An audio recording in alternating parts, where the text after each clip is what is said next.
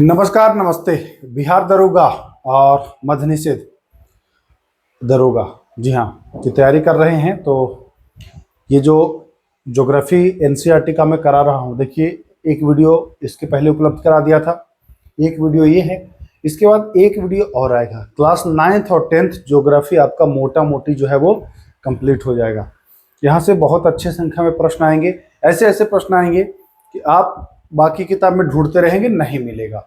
मैं दिखाऊंगा आगे जो पीछे भी प्रश्न आए हैं एग्जाम में, कहाँ से आए हैं, कैसे आए हैं, सब दिखाऊंगा। तो चलिए, वन लाइनर के फॉर्म में है, इसलिए आप फटाफट अंदाज में अधिक क्वेश्चन कम समय में कर पाएंगे। चूंकि समय कम बचा है तो रिवीजन भी आपका बढ़िया हो जाएगा। कुछ प्रश्न जो होंगे वो बिल्कुल आसान होंगे, लेकिन रिवीजन के तौर पर उसको देखना ही देखना है, छोड़िएगा मत, है ना। यहाँ भले आपको आसान लगेगा, लेकिन एग्जाम में आप इसको स्किप कर दोगे, भूल जाओगे, कंफ्यूज हो जाओगे, तो ध्यान रखिएगा। आइए, मानसून शब्द की उत्पत्ति किस अरबी शब्द से हुई है? सबसे पहले आपसे पूछेगा कि मानसून जो शब्द है ये किस भाषा का शब्द है। तो यहाँ पर आपको ये भी देखना है कि अरबी शब्द से उत्पत्ति हो रही है, तो अरबी ध्यान रखना है।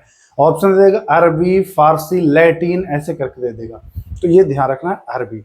अरबी के मौसम शब्द से हुआ है, अरबी का जो मौसम शब्द है इसी से मानसून की उत्पत्ति हुई है, ठीक है, तो ध्यान रखिएगा। दूसरा, उत्तरी मैदान में वर्षा की मात्रा किस दिशा में घटती है? भारत का जो उत्तरी मैदान है इसमें वर्षा की मात्रा पूरब से पश्चिम अगर आप जाओगे तो वर्षा की मात्रा घटते मिलेगा, पश्चिम की ओर घटते मिलेगा। पूरब से पश्चिम जैसे जाओगे, उत्तरी मैदान की बात कर रहा है, उत्तरी मैदान की बात कर रहा है, पूरब से पश्चिम। अब विकल्प में दे सकता है पूरब से पश्चिम, उत्तर से दक्षिण, पश्चिम से पूरब, कंफ्यूज करने के लिए।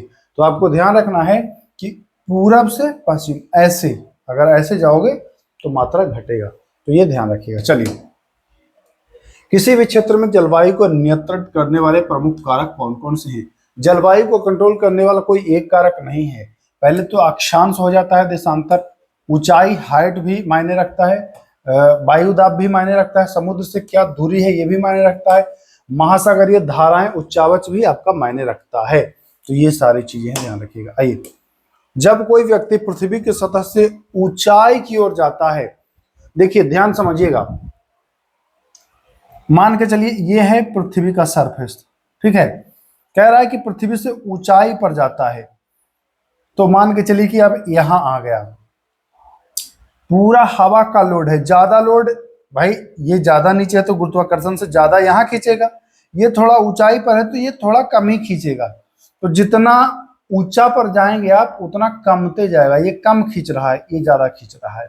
तो जितना आप ऊंचा पर जाओगे उतना ही क्या होगा, उतना ही ये कमने लगेगा, ठीक है। तो यही तो कह रहा है कि जब कोई व्यक्ति पृथ्वी की सतह से ऊंचाई की ओर जाता है तो वायुमंडलीय दाब जो होता है ये क्या होता है, कमने लगता है, ठीक है। आइए, उपोष्ण कटिबंधीय जेट धाराएं, उपोष्ण कटिबंधीय जेट धाराएं भारत में जो हैं, देखिए एनसीईआरटी में अगर आप ऐसे सर्च करोगे जेट धाराएं तो आपको कुछ और दिखाई देगा, लेकिन जो उपोष्ण कटिबंधीय जेट धाराएं हैं ये भारत में मुख्य रूप से 27 से 30 डिग्री उत्तर अक्षांशों के बीच स्थित है। चलिए, El Nino, E El Nino है ना, और एक होता है ला नीना। एल नीनो को एंजो कहा जाता है, एल नीनो साउथ दोलन, ठीक है, साउथ दोलन यानी दक्षिणी दोलन इसको कहिए। तो ये ध्यान रखिएगा, पूछेगा एल नीनो दक्षिणी दोलन है कि क्या, तो बताएंगे दक्षिणी दोलन, ENSO याद रखिएगा।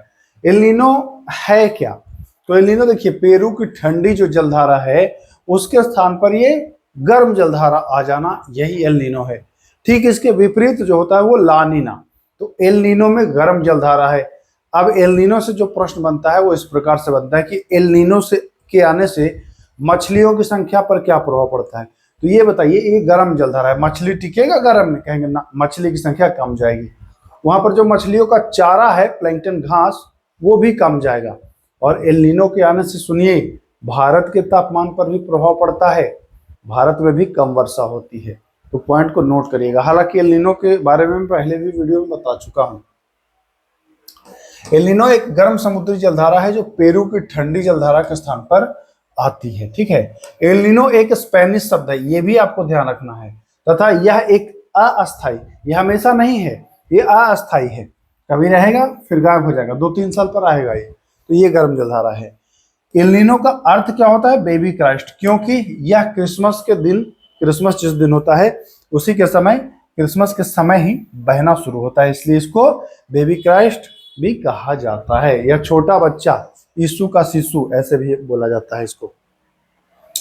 एल नीनो की उपस्थिति समुद्र की सतह के तापमान को बढ़ा देती है। मैं बता ही रहा हूं, जब गर्म जलधारा है तो तापमान को बढ़ा देगा, और तापमान बढ़ेगा तो मछलियां भाई भागेंगी, ठीक है। तथा व्यापारिक पवनों को कमजोर करता है। इंपॉर्टेंट पॉइंट ये वाला है, पूछेगा कि एल नीनो के आने से व्यापारिक पवनों पर क्या प्रभाव पड़ता है, तो कहेंगे भाई गर्म होने की वजह से व्यापारिक पवनें भी कमजोर हो जाती हैं, ठीक है, नोट करेंगे इसको। चलिए, एनसीईआरटी है बाबू, लंद फंद नहीं है। हाँ, पढ़िए एनसीईआरटी, ये 9वां 10वां क्लास, तो ये सब आपको मिलेगा। बाकी किताब में ढूंढते रह जाएंगे, ये डिटेलिंग नहीं मिल पाएगा, ठीक है। मानसून की अरब सागर शाखा तथा बंगाल की खाड़ी शाखा आपस में कहाँ मिलती है? ऐसे ऐसे प्रश्न अगर आ जाएगा ना तो छान मार ये किताब आप नहीं मिलेगा। तो मानसून की अरब सागर शाखा आप अगर देखोगे तो ये अरब सागर वाला शाखा ऐसे जाती है और ये बंगाल की खाड़ी, तो ये दोनों कहाँ मिलता है? दोनों मानसून वाला कहाँ मिलता है? तो ये मिलता है उत्तर पश्चिम भाग में। गंगा मैदान जो है, गंगा का जो मैदान है, ये गंगा का जो मैदान है ये इसके उत्तर पश्चिम, ये उत्तर है और ये यहाँ पर मिल रहा है तो उत्तर पश्चिम क्षेत्र में मिलता है, नोट करिएगा। चलिए, मानसून की वापसी भारत के उत्तर पश्चिम राज्यों से कब होता है प्रारंभ? तो सितंबर तक प्रारंभ होता है, ध्यान रखिएगा, सितंबर में प्रारंभ होता है। भारत में मानसून सर्वप्रथम, देखिए बच्चे फंस जाते हैं क्या? मैंने एआई से पूछा, आजकल तो आप जान ही रहे हैं, एआई से पूछा कि बताओ भारत में सबसे पहले मानसून कहाँ आता है? भाई रटा रटाया जवाब दिया एआई कि केरल में। मैंने पूछा कि क्यों, अंडमान निकोबार में नहीं आता है मानसून सबसे पहले? तो कह रहे हाँ सॉरी मुझसे भूल हुई। तो वही रटा रटाया जो उसमें फिट किया गया है वो सबको वही बता रहा है। आपसे भी पूछा जाता कि भारत में सबसे पहले मानसून कहाँ आता है, तो सामान्य आंसर आप बताएंगे केरल में। केरल में क्यों? अंडमान निकोबार क्या भारत का हिस्सा नहीं है भाई? तो यहाँ पहले आ जाता है, यहाँ बाद में आता है। ये तो जून में आपको आएगा, है ना, यहाँ उससे पहले ही, कुछ दिन पहले ही आ जाएगा। तो अंडमान निकोबार, ध्यान रखिएगा, परीक्षा में आपको फंसा देगा। बिहार दरोगा में खास करके ऐसे सवाल आते हैं।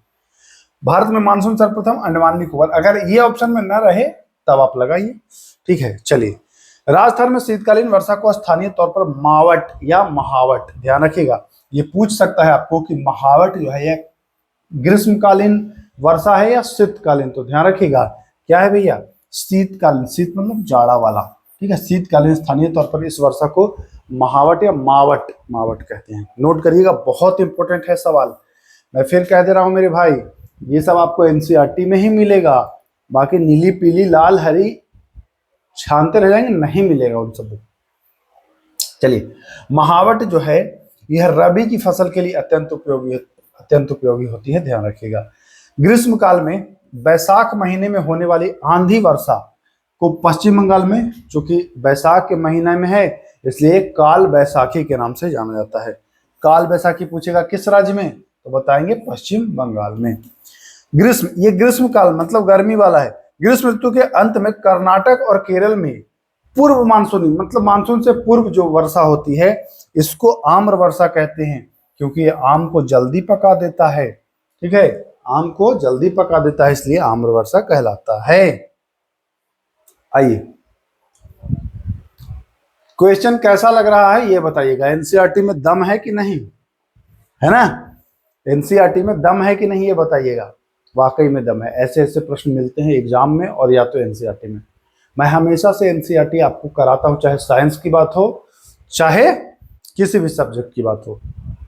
अगर आप किसी और एग्जाम की तैयारी कर रहे हैं तो ये चैनल आपके बहुत फायदेमंद होगा। हमेशा एनसीईआरटी फॉलो करता हूं दोस्त, और फॉलो कराता हूं, इसीलिए रिजल्ट भी होता है। देखिए, अब मैं गुमनामी में रहता हूं, मैं इतना अभी तो हुआ नहीं है कि लोगों को बुला करके और ये कराऊं कि इतने लोग हो गए हैं हमारे यहाँ से। गुमनाम बन के और लोगों को सिलेक्शन दिलवाता हूँ। बस बहुत सारे बच्चे बिहार पुलिस में, ठीक है, बिहार एसआई में बहुत सारे बच्चे तो प्रारंभिक परीक्षा में जुड़े थे, उनमें से बहुत सारों का रिजल्ट हुआ है, बहुत सारे लोगों का। चलिए, गंगा घाटी में पूरब से पश्चिम की ओर वर्षा की मात्रा कम थी है, मैं बता दिया पूरब से पश्चिम आएंगे तो वर्षा कमेगा। भारत के उत्तर पश्चिम में शीत मतलब जाड़े में होने वाली वर्षा का मुख्य कारण पश्चिमी विक्षोभ। अच्छा रुकिए, एक मिनट, कुछ गड़बड़ ना हो जाए इसलिए इसको ध्यान से। भारत के उत्तर पश्चिम में शीत ऋतु में होने वाली वर्षा का मुख्य कारण, हाँ ये सही है, पश्चिमी विक्षोभ, बिल्कुल सही है। भारत में मानसून का आगमन सामान्यतः जून के प्रथम, भारत में ये अगर बात करेगा ऐसे भारत में तो समझिए कि केरल की बात कर रहा है ना, केरल, क्योंकि द्वीप की बात नहीं कर रहा है, तो मुख्य रूप से यही जोड़ा जाता है। जब भी भारत का बात होता है तो आदमी केरल से ही जोड़ता है। जून के प्रथम सप्ताह में यहाँ लगभग 5 जून तक यहाँ प्राप्त हो जाता है। लेकिन अगर अंडमान पूछ दे, खास करके विशेषकर द्वीपों पर, तो इससे भी 10 दिन 15 दिन पहले, 8 दिन पहले ऐसे यहाँ पहुंच जाता है, ठीक है। तो मई में ही वहां आ जाएगा, आपको मई में आ जाएगा। चलिए आते हैं आगे। हाँ, अक्षत वनस्पति प्राकृतिक वनस्पति कहलाएगा। अक्षत वनस्पति क्या कहलाएगा तो कहिएगा प्राकृतिक वनस्पति। तमिलनाडु के तट पर शीत ऋतु में वर्षा का कारण, तो तमिलनाडु यानी कि इस तरह, देखिए यहाँ वाला तो पश्चिमी विक्षोभ है, लेकिन यहाँ पश्चिमी विक्षोभ कैसे आएगा, तो ये वाला मानसून है, उत्तर से पूरब, उत्तर पूर्वी मानसून है, ठीक है, ये ध्यान रखिएगा। आइए, पर्वतों की ढलान पर जहां मृदा की परत गहरी होती है वहां शंकुधारी वन पाए जाते हैं, ये भी ध्यान रखना है। उष्णकटिबंधीय वर्षा वनों में, उष्णकटिबंधीय वर्षा वन पूछेगा आपसे कि ये अबनुस, महोगनी, रोजवुड, रबर तथा सिनकोना किस वनों के पादप ये वृक्ष हैं, तो बताएंगे उष्णकटिबंधीय वर्षा वनों के वृक्ष हैं। अबनुस, महोगनी, रोजवुड, रबर और सिनकोना। सिनकोना की छाल से ही बनाया जाता है ना दवा। आइए, उष्णकटिबंधीय पर्णपाती वन भारत में सबसे बड़े क्षेत्र में फैले हुए हैं। ये प्रश्न आपसे पूछा जा सकता है कि भारत में सबसे ज्यादा भाग में फैला हुआ कौन सा वन है, तो उष्णकटिबंधीय पर्णपाती वन, ठीक है, नोट कर लीजिए। इसको मानसूनी वन भी कहा जाता है। उष्णकटिबंधीय पर्णपाती वन 70 से 200 सेंटीमीटर जहां प्रति वर्ष वर्षा होती है वहीं ये पनपता है। इसमें सागवान जो है उष्णकटिबंधीय वर्षा वन की, पर्णपाती वन का ये प्रमुख प्रजाति है। आइए, उष्ण हो गया एक, अब एक आएगा शुष्क पर्णपाती वन। शुष्क मतलब थोड़ा सूखा, यहाँ 70 से 200 सेंटीमीटर वर्षा है, थोड़ा सूखेगा, 70 से 100 सेंटीमीटर वर्षा यहाँ होगी। उत्तर प्रदेश बिहार में यही उष्णकटिबंधीय पर्णपाती वन पाए जाते हैं, ठीक है, उष्णकटिबंधीय पर्णपाती वन ही पाए जाते हैं। आइए, जिसमें आता है सागवान, साल, पीपल, ये सब उष्णकटिबंधीय वनों के वृक्ष हैं, तो ध्यान रखेंगे। आइए, भारत वन्य जीव संरक्षण अधिनियम लागू हुआ था 1972 में, सीधा एग्जाम में पूछता है तो बताएंगे 1972 में। रबर का संबंध उष्णकटिबंधीय वर्षा वनों से है, तो ये भी जानते हैं 70 से 200 वाला में। प्रथम अंतर्राष्ट्रीय पृथ्वी सम्मेलन कहाँ हुआ था और यह क्यों आयोजित किया था, तो ये रियो डी जेनेरियो ब्राजील के 1992 में हुआ था। ये पर्यावरण संरक्षण और सतत विकास से संबंधित था। इसी में आया था एजेंडा 21, इसी का भाग था, एजेंडा 21 को शामिल किया गया था। सतत विकास से संबंधित वैश्विक कार्य योजना प्रथम अंतर्राष्ट्रीय पृथ्वी सम्मेलन में अपनाया गया था। तो पूछ सकता है एजेंडा 21 कब अपनाया गया था, तो यही प्रथम पृथ्वी सम्मेलन में अपनाया गया था। Small is beautiful, small is beautiful, यह पुस्तक है तो एफ सुमाकर की है, सतत विकास से संबंधित है। आइए, बहुत अच्छा सवाल है ये सब। भारत के संपूर्ण भूभाग का कितने प्रतिशत क्षेत्र पर जो है वह मैदान है जो कृषि वाला है, तो ये 43%, 43%। और इसमें जो 30% आएगा ये आएगा पर्वत, 30% पर्वत आएगा, और जो 27% बचा है वो क्या आएगा, तो वो पठार आ जाएगा, पठार। तो कुल हो जाएगा ना 100, 73 और 2700, ठीक है। पहली राष्ट्रीय वन नीति 1952 में आया, अभी संशोधन 88 में हुआ था। भूमि 80 में भी भूमि निम्नीकरण में भूमिका निभाने वाले प्रमुख कारक, भूमि का जो निम्नीकरण हो रहा है उसमें वनोन्मूलन, वन की आप कटाई कर रहे हो, खनन कर रहे हो, अति पशु चारण करके भी भूमि का निम्नीकरण हो रहा है। हाँ, पशु चराने से भी भूमि निम्नीकरण होता है, बहुत होता है। जिसमें देखिए झारखंड, छत्तीसगढ़, मध्य प्रदेश और उड़ीसा जैसे राज्यों में भूमि निम्नीकरण जो हो रहा है उसका मुख्य कारण है खनन के कारण क्या हो रहा है, वनोन्मूलन, खनन हो रहा है, जिसलिए वन आप काट रहे हैं तभी खनन कर रहे हैं। जान ही रहे हैं आप, झारखंड, छत्तीसगढ़, मध्य प्रदेश, उड़ीसा में कोयला है या फिर अयस्क निकाला जा रहा है, तो इस वजह से ये समस्या आ रही है। चलिए अगले सवाल की ओर आते हैं। 42वां सवाल देखिए, गुजरात, राजस्थान, मध्य प्रदेश और महाराष्ट्र, इनमें भूमि का निम्नीकरण का मुख्य कारण क्या है? तो इनमें जो मुख्य कारण है, ज्यादा पशु चराने से गुजरात हो, राजस्थान हो, मध्य प्रदेश हो, इनमें भूमि निम्नीकरण हो रहा है। चलिए, पंजाब, हरियाणा और पश्चिमी उत्तर प्रदेश में, ये प्रश्न तो बहुत इंपॉर्टेंट है और बहुत पहले पूछा गया था। मुझे लग रहा है कि 10-12 साल पहले जब मैं तैयारी करता था, क्योंकि 10 साल तो मुझे नौकरी करते ही हो गया, 11 साल, उससे पहले ही 2-3 साल पहले शायद 2013-12 में ऐसे इस प्रश्न को पूछा गया था कि पंजाब, हरियाणा और पश्चिमी उत्तर प्रदेश में भूमि निम्नीकरण का मुख्य कारण क्या है। ऐसे सोचिए, 13-14 साल पहले ये प्रश्न पूछा है। तगड़ा प्रश्न, एनसीईआरटी से हमेशा से पूछा जा रहा है, आज नहीं नया है। मैं उदाहरण भी आपको दे दिया। तो ये ज्यादा सिंचाई करने से यहाँ भूमि निम्नीकरण। अब कहेंगे ज्यादा सिंचाई से भूमि निम्नीकरण, तो हाँ, उसमें जो चूना और निक्षेप है वो जम के भूमि निम्नीकरण कर रहा है। मृदा बनने की प्रक्रिया में कौन कौन शामिल है? तो इसमें उच्चावच है, जनकशैल है, जलवायु है, वनस्पति है, जैव पदार्थ है और टाइम भी है। कभी वायु की गति भी है और भी चीजें हैं, लेकिन ये मुख्य कारण। ये भारत का उत्तरी मैदान किस मिट्टी से बना है? तो ये जलोढ़ मिट्टी से। महानदी, गोदावरी, कृष्णा और कावेरी नदियों का जो डेल्टा है यह भी जलोढ़ मृदा से ही बना है। देखिए, डेल्टा की बात कर रहा है, ये डेल्टा की, तो जलोढ़ होगा। जलोढ़ मृदा में कौन कौन से कण होते हैं? तो रेत होगा, सिल्ट होगा और मृत्तिका होगा। चलिए, आयु के आधार पर जलोढ़ मृदा के दो प्रकार, बांगर और खादर। बांगर होता है पुराना, खादर होता है नया। तो याद रखिएगा, पूछेगा पुरानी जलोढ़ मृदा को किस नाम से जानते हैं? तो पुराना है तो बांगर है। तो दो प्रकार का होगा, एक बांगर, बांगर में होगा पूरा, ठीक है, पुराना, और खादर होगा नया, ठीक है।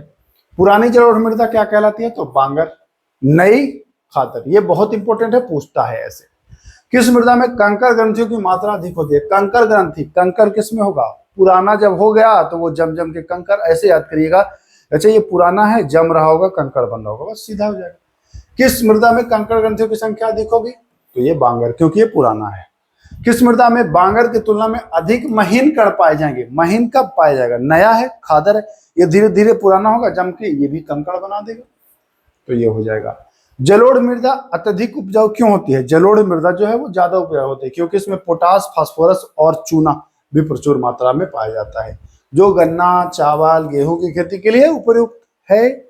ठीक है, आइए, किस मृदा को रेगर मिट्टी भी कहते हैं? तो ये काली मिट्टी। कैसे याद रखना है? ऑप्शन में देगा काली, लाल, पीली, नीली, हरी, गुलाबी। तो क्या करोगे? तो बताओगे, बोलोगे कारे, कारे, यानी का से काली और रे से रेगुर। काली मिट्टी को रेगुर मिट्टी कहते हैं, कहीं कारे, बस याद हो जाएगा। कपास की खेती के लिए काली मिट्टी है ही, जानते ही हो।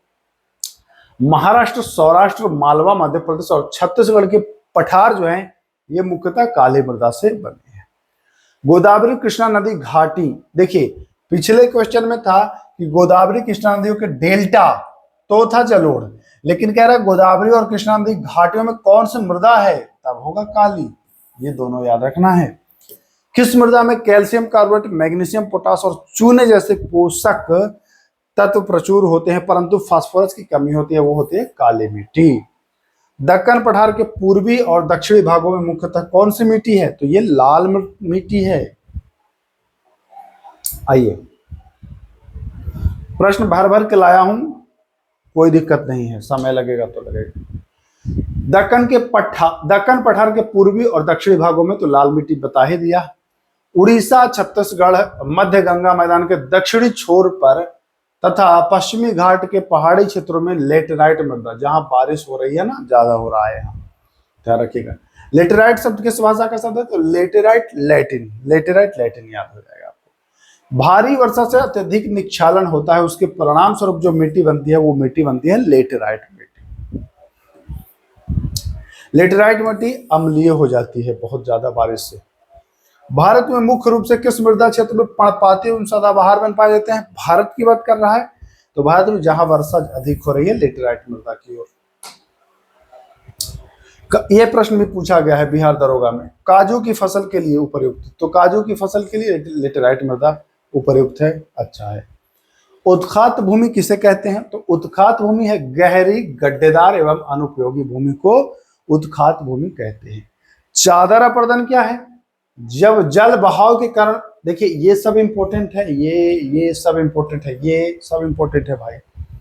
चादर अपर्दन, जब जल बहाव के कारण मिट्टी की ऊपरी परत समान रूप से हट जाती है, चादर पर अपर्दन कहलाती है। कंटूर जुताई क्या कहलाती है? कंटूर जुताई या नहीं, कंटूर जुताई क्या कहलाती है? तो ढाल के समानांतर जुताई या मेड़बंदी, यही है कंटूर जुताई। पहाड़ी क्षेत्रों में अपर्दन को कंट्रोल करने वाले कृषि पद्धति, पहाड़ी क्षेत्रों में सोपान कृषि होती है। सोपान कृषि पूछेगा कहाँ होती है? पहाड़ी क्षेत्रों में, पठारी क्षेत्रों में, गंगा के मैदान में, ऐसे प्रश्न पूछेगा। पट्टी कृषि स्ट्रिप फार्मिंग किस क्षेत्र में प्रचलित है? तो ये जहां पवन अपर्दन वाले क्षेत्र होते हैं, हवा वाले, उसमें होते हैं। चलिए, IUCN का फुल फॉर्म क्या होता है? पूछता है एग्जाम में, international union for conservation of nature. आइए, वे जातियां जिन्हें लुप्त होने का खतरा होता तथा विषम परिस्थितियों के कारण इनकी संख्या कम हो गई है, संकटग्रस्त जातियां। पश्चिम बंगाल में बक्सा टाइगर रिजर्व किस कारण गंभीर खतरे में है? तो यहाँ खनन होता है, डोलोमाइट ऐश निकाला जाता है। किस वृक्ष टैक्सोल, तो ये हिमालयन यव जो है, इससे टैक्सोल नामक रसायन निकाला जाता है, हिमालयन यव, याद रखिएगा। भारतीय वन्यजीव संरक्षण अधिनियम आया था 1972 में। प्रोजेक्ट टाइगर उसके 1 साल बाद 1973 में। भारत विश्व का कुल कितना वर्षा ग्रहण करता है? तो लगभग 4%। विश्व में जितना वर्षा होता है भारत में उसका 4% होगा। पहाड़ी और पर्वतीय क्षेत्रों में लोगों द्वारा कुल या गुल, गुल भी पूछता है, कुल या गुल जो है वो हिमाचल प्रदेश में प्रचलित है। यह नदियों का पानी खेतों में पहुंचाने के लिए पूछेगा। कुल या गुल कहाँ में प्रचलित है? तो बताओगे हिमाचल प्रदेश में। वही पूछेगा खादीन और जोहड़ किसके उदाहरण है तथा कहाँ प्रचलित हैं? तो ये पारंपरिक जल संचयन प्रणाली है, ये भी राजस्थान में है। पिछले बार पूछा था ये वाला, याद है ना, 1275 के प्रारंभिक परीक्षा में ये पूछा था। ऐसे ही नहीं मैं कह रहा हूं कि NCERT रामबाण है आप लोगों के लिए। ये सब प्रश्न कहाँ मिलेगा? मिलेगा किसी किताब में, दिखावो ना। और मिलेगा भी तो बाद में किताब वो बना है, एग्जाम में आने के बाद बना है। लेकिन NCERT तो बहुत पहले से पढ़ा रहा है, आज से थोड़ी पढ़ा रहा है। तो ऐसे ऐसे प्रश्न NCERT में आते हैं। वर्षा ऋतु में जल संग्रहित करने के लिए टांका, ये भी राजस्थान में ही प्रयोग किया जाता है। पालर पानी भी राजस्थान में जल को संचय करने हेतु पालर पानी, वर्षा के जल को कहते हैं पालर पानी। ये सबसे पानी का सबसे शुद्ध रूप है पालर पानी, ध्यान रखिएगा। आइए, ऐसा कौन सा राज्य है जहां प्रत्येक घर में छत पर वर्षा का जल संचय करना ऐसा अनिवार्य बना दिया गया है? तमिलनाडु। बांस ड्रिप सिंचाई तंत्र, ये बांस से सिंचाई होता है, बांस का पाइप बना करके, कम जल में सिंचाई बढ़िया होता है, वो होता है मेघालय में। तो मेघालय से संबंधित अगली वीडियो में और तगड़े तगड़े प्रश्न लाऊंगा। एग्जाम्पल के तौर पर जैसे जीवित जड़ पुल, या फिर अगर मैं बात करूं रेट होल खनन, और भी ऐसे बहुत सारे पॉइंट्स हैं जो अभी आपको जानना है, जो एग्जाम में प्रश्न पूछा जाता है। पूछा था ना जीवित जड़ पुल, लिविंग रूट ब्रिज, या पूछेगा रेट होल, अभी पूछेगा प्लेजर निक्षेप क्या होता है, ऐसे प्रश्न पूछेगा। तो सभी धमाकेदार प्रश्न लाने वाला हूं, तो नेक्स्ट वीडियो का इंतजार अवश्य करिएगा। चैनल पर नए हैं मेरे भाई तो सब्सक्राइब करके रख लीजिए, क्योंकि जब तक एग्जाम नहीं हो जाता तब तक ऐसे तगड़े वीडियो आपको उपलब्ध कराता रहूंगा। तो चलिए फिर मिलते हैं, नमस्कार।